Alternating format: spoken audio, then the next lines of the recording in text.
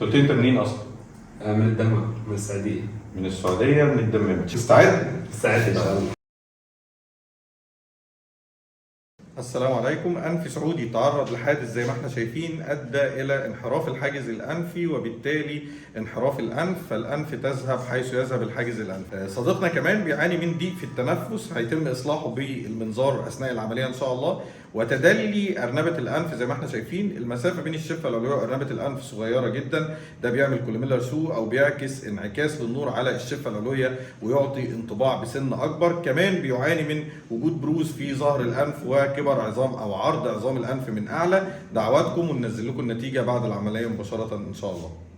زي ما اتفقنا، الانف تذهب حيث يذهب الحاجز الانفي. مجرد رجوع الحاجز الانفي الى منتصف الانف حل وعالج مشكله ضيق التنفس من الانف، وكمان اخذ الانف معاه الى المنتصف تماما واختفى الاعوجاج اللي كان موجود في شكل الانف.